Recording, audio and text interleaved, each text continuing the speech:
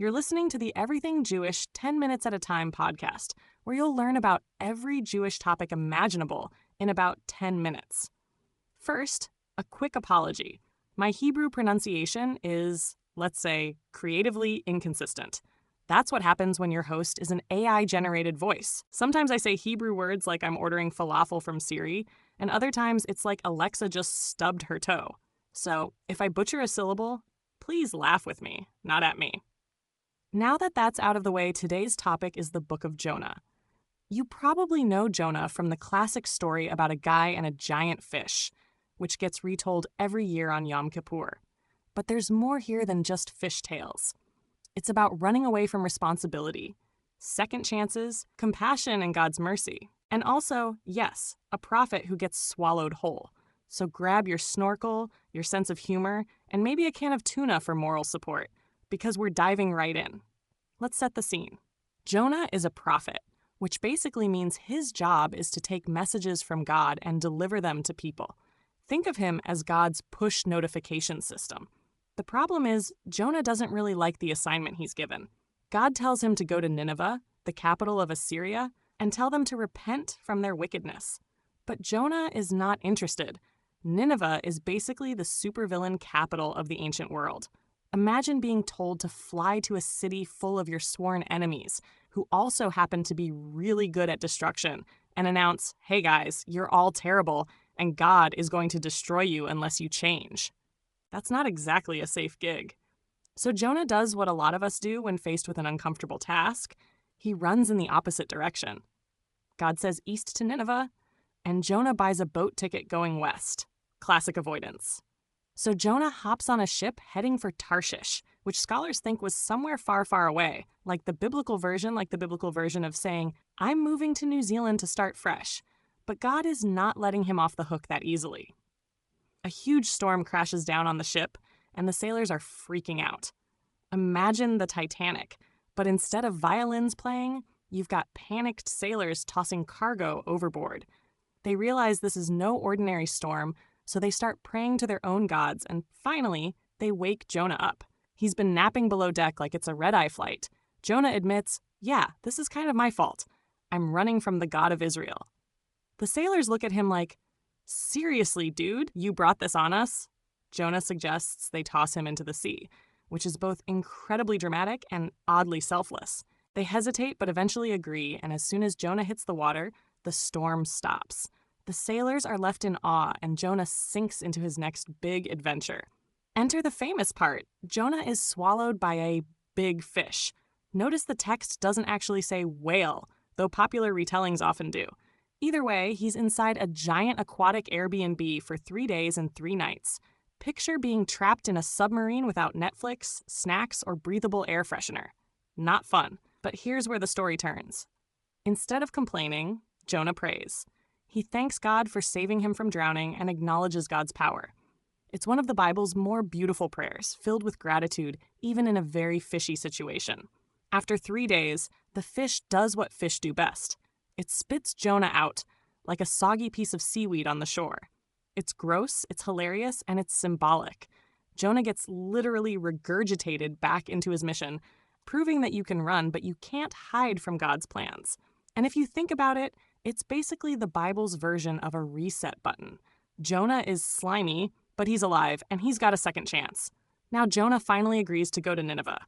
He walks into the city and delivers probably the shortest prophetic speech ever.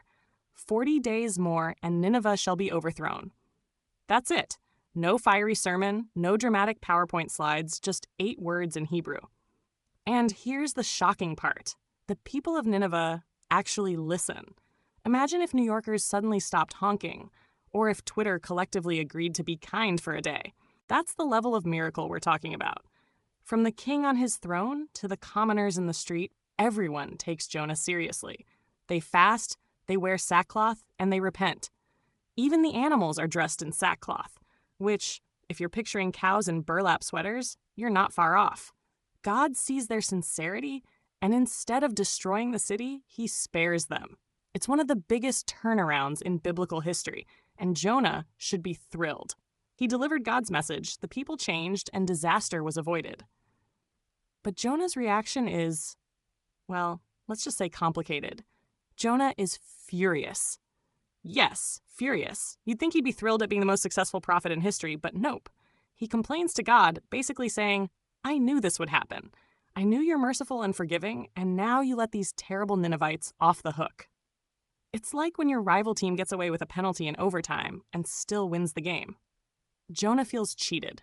He wanted Nineveh to burn, not to be saved. So Jonah storms out of the city and sulks. He sets up a little shelter outside the city to watch what happens, maybe still hoping God will change his mind and send fire from the sky. Instead, God provides a leafy plant to give Jonah shade, which cheers him up. But the next day, God sends a worm to chew the plant, and the shade disappears. Then the scorching sun blazes down, and Jonah is back to being miserable. God uses this plant episode as a teachable moment. If Jonah cares about one plant, how much more should God care about an entire city full of people? The Book of Jonah is only 4 short chapters, but it's packed with big themes. One is that you can't outrun responsibility. Jonah tried, and he ended up in the belly of a fish. Another is that God's compassion extends even to people we don't like, which can be a tough pill to swallow. It challenges the idea that God is just for Israel and shows that God cares for all humanity. It also raises questions about forgiveness. Jonah wanted justice, but God chose mercy. That's something we all wrestle with, wanting people to get what's coming versus giving them another chance. And that's why the book is read on Yom Kippur, the holiest day of the Jewish year. On a day about reflection, forgiveness, and second chances, Jonah's story is a reminder that even when we mess up, there's room for change. It's also a reminder not to sulk when someone else gets forgiveness. Mercy is a gift, not a pie where you get less if someone else gets more. From a cultural perspective, Jonah has become one of the most well-known prophets. Artists, writers, and even pop culture creators have loved retelling his story. Kids' storybooks simplify it to Jonah and the Whale. VeggieTales made a whole movie about it with singing cucumbers. Moby Dick references it, and even The Simpsons had a Jonah gag. The imagery of being swallowed and spat out by a fish is just too good to pass up. But beyond cartoons and parodies, Jonah's story speaks to real life. How many times have you procrastinated on something important? Maybe you avoided a tough conversation, or ignored a health warning, or skipped out on an obligation. We all have our running to Tarshish moments. And how often have we been angry when someone we dislike caught a lucky break or was forgiven? Jonah is relatable because he's flawed, stubborn, and kind of dramatic, but also deeply human. His story forces us to laugh a little, cringe a little, and think a lot about how we deal with responsibility and compassion. Now here's a fun detail. Jonah is the only prophetic book that ends with a question. God asks Jonah, should I not care about Nineveh, that great city with more than 120,000 people who don't know their right hand from their left, and many animals? And that's it. The book just stops. No tidy ending, no clear answer. It's like a cliffhanger finale to a TV series that never got renewed. The point is, the question is aimed at us, the readers. Shouldn't God care about everyone, even our enemies? And what does it say about us if we don't? It's genius storytelling because it leaves the lesson open-ended. Every time you read it, you can wrestle with it anew. And that's why the Book of Jonah keeps showing up in Jewish tradition, in sermons, and in pop culture. It's not just about a guy and a fish. It's about who deserves compassion, who deserves forgiveness, and whether we're willing to see God's mercy as something bigger than our personal grudges. So what can we take away from Jonah today? First, maybe don't buy a one-way ticket to Tarshish when you're dodging responsibility. It usually doesn't work out. Second, remember that mercy and forgiveness aren't about fairness.